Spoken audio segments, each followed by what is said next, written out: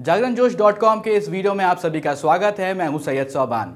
इस वीडियो में हम जानेंगे कि आज के करंट अफेयर से क्या कुछ सवाल बनाए जा सकते हैं, उनके सही जवाब क्या होंगे और उनसे रिलेटेड कुछ की फैक्ट्स के बारे में भी जानेंगे। तो चलिए शुरू करते हैं पहले सवाल के साथ।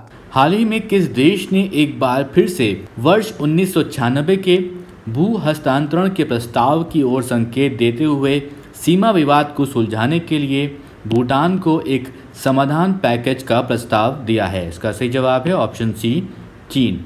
यहाँ पर आप दोस्तों बता देते हैं कि चीन ने इस समाधान पैकेज के तहत विवादित पश्चिम क्षेत्र, जो कि डोकलाम के साथ इसमें कही गई बात है, उसके बदले में उत्तर में स्थित विवादित क्षेत्रों को भूटान को देने का प्रस्ताव किया है। गौरतलब है कि इससे पहले वर्ष 1996 यानी कि 1996 में चीन ने भूटान को पश्चिम में स्थित 269 वर्ग किलोमीटर की चारागाह भूमि के बदले उत्तर में 495 वर्ग किलोमीटर के घाटियों वाले क्षेत्र को बदलने का प्रस्ताव रखा था। विशेषज्ञों के अनुसार चीन द्वारा भूटान की सीमा पर किया गया दावा भूटान को चीन द्वारा प्रस्तावित सीमा समझौते को मानने पर विवश करने की एक नई रणनीति हो सकती है। अब बढ़ते हैं अपने अगले सवाल की तरफ। सवाल है कि विश्व डोपिंग रोधी एजेंसी, जिसे कहते हैं वाडा, आप लोगों ने नाम सुना ही होगा,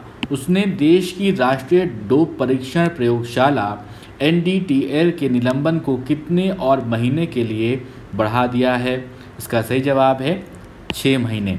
यहाँ पर आपको बता देते हैं वाडा ने प्रदेश की राष्ट्रीय डोप परीक्षण प्रयोगशाला NDTL के निलंबन को 6 और महीने के लिए बढ़ा दिया है।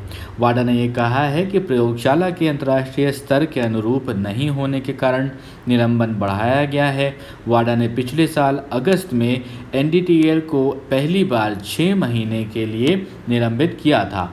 वैश्विक संस्था के नवीनतम निरीक्षण में पता चला है कि अब भी कुछ मापदंडों को पूरा नहीं किया गया है। वाडा ने यह भी कहा है कि विश्व डोपिंग रोधी एजेंसी ने नई दिल्ली की राष्ट्रीय डोप परीक्षण प्रयोगशाला की मान्यता दूसरी बार 6 महीने के लिए निलंबित करी है। तो ये आप ध्यान दीजिएगा, ये दूसरी बार ऐसा फिर से हुआ है। इस वीडियो में आगे बढ़ने से पहले एक ज़रूरी सूचना आप सभी के लिए।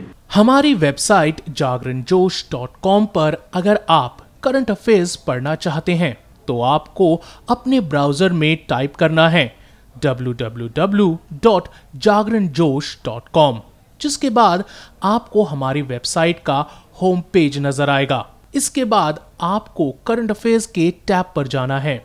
ड्रॉप डाउन में आपको मंथ वाइज करंट अफेयर्स मिल जाएंगे, जहां आप मंथ के हिसाब से करंट अफेयर्स पढ़ सकते हैं। जब आप करंट अफेयर्स टैब पर क्लिक करेंगे तो आपको कुछ इस तरह से पेज नजर आएगा।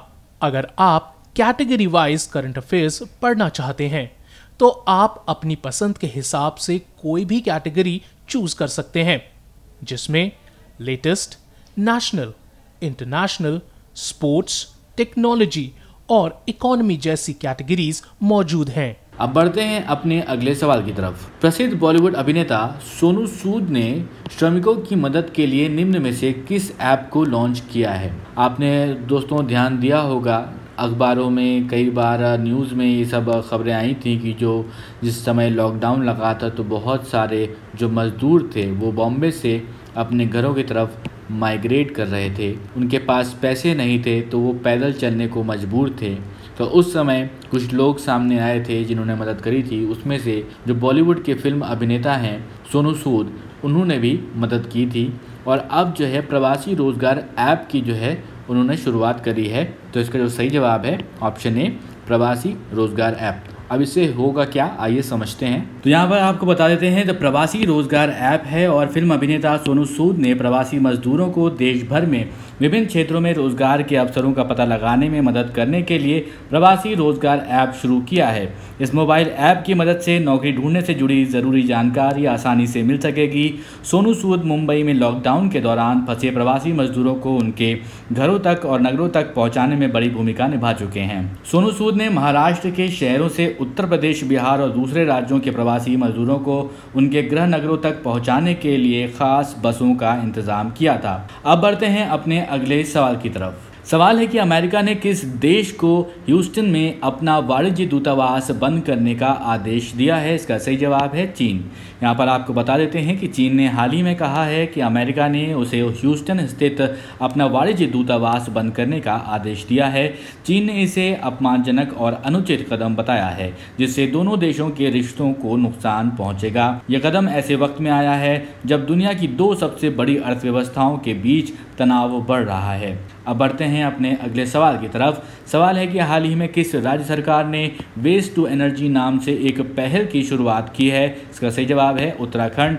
यहाँ पर दोस्तों आपको बता देते हैं कि उत्तराखंड सरकार ने वेस्ट टू एनर्जी नाम से एक पहल की शुरुआत करी है। अब इसमें होगा क्या, इसके बारे में आपको बता देते हैं। तो इसके तहत राज्य सरकार राज्य में उत्पन्न होने वाले अपशिष्ट को बिजली में परिवर्तित करने का कार्य करेगी।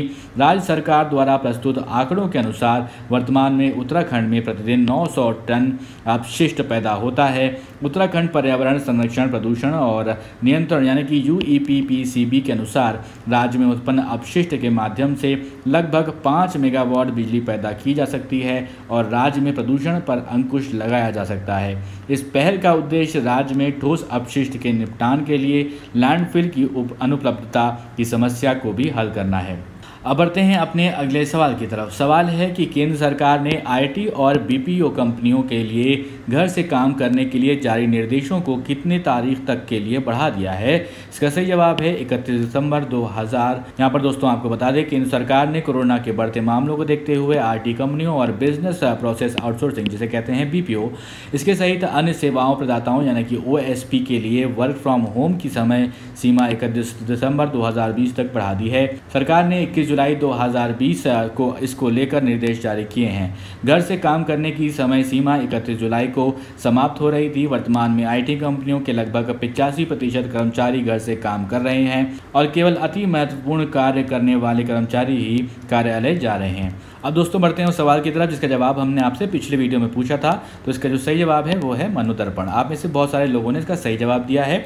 आपको बता देते हैं कोरोना संकट काल के दौरान विद्यार्थी, उनके परिवार और अध्यापकों के मानसिक स्वास्थ्य के लिए केंद्रीय मानव संसाधन विकास मंत्रालय ने विशेष पहल की है।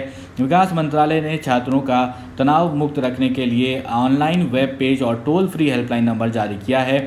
छात्रों के मानसिक स्वास्थ्य के मुद्दे पर मंत्रालय ने एक टास्क फोर्स भी गठित किया है और मंत्रालय ने PM ई-विद्या कार्यक्रम के तहत मनोदर्पण वेबसाइट बनाई है। मानव संसाधन और विकास मंत्रालय का मानना है कि शैक्षणिक महत्व के साथ छात्रों के मानसिक स्वास्थ्य पर ध्यान देना आवश्यक है।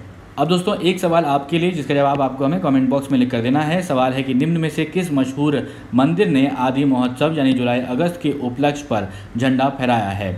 आपके ऑप्शंस हैं मीनाक्षी मंदिर, महाकालेश्वर मंदिर, अयोध्या मंदिर या फिर दक्षिणेश्वर काली मंदिर। आप अपने जवाब हमें कमेंट बॉक्स में लिख कर दीजिए। अगर ये वीडियो आपको पसंद आया हो तो इस वीडियो को लाइक करें, इस वीडियो को शेयर करें और अभी तक आपने हमारे चैनल को सब्सक्राइब नहीं किया है तो ज़रूर सब्सक्राइब करें और देखते रहें जागरणजोश.com।